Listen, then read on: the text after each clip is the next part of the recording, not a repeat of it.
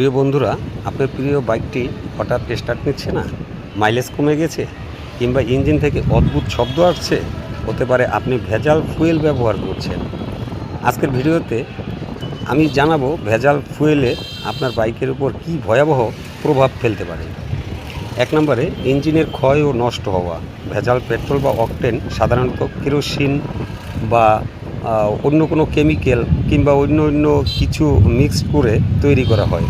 এই ভেজাল fuel piston, valve ও সিলিন্ডারের জমে গিয়ে কার্বন তৈরি করে, যা ইঞ্জিনের ক্ষয় বাড়ায় এবং পারফরমেন্স কমায়। নাম্বার 2, মাইলেজ কমে যাওয়ার।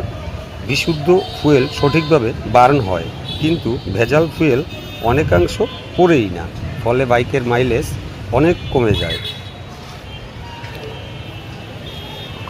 নাম্বার 3, ইঞ্জেকশন সমস্যা। ভেজাল ফুয়েল থেকে তৈরি হওয়া আঠালো পদার্থ কার্বোরেটর বা ফুয়েল ইঞ্জেকশন সিস্টেম ব্লক করে দিতে পারে, যার ফলে বাইক স্টার্ট নিতে সমস্যাও করে।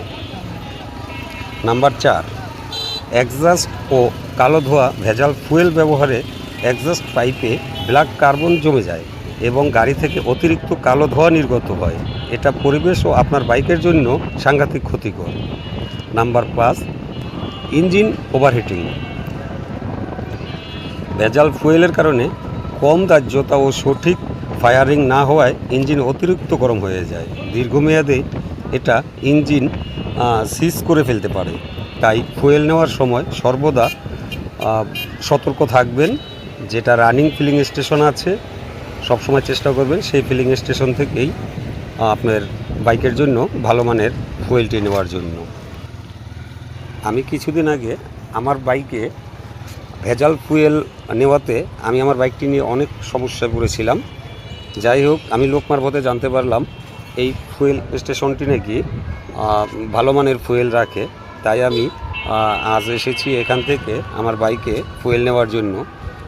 আমি এখান থেকে 800 টাকার ফুয়েল নিয়ে নিলাম। যদি ভালো চলে তবে চেষ্টা করব এখান থেকেই সবসময় ফুয়েল নিতে।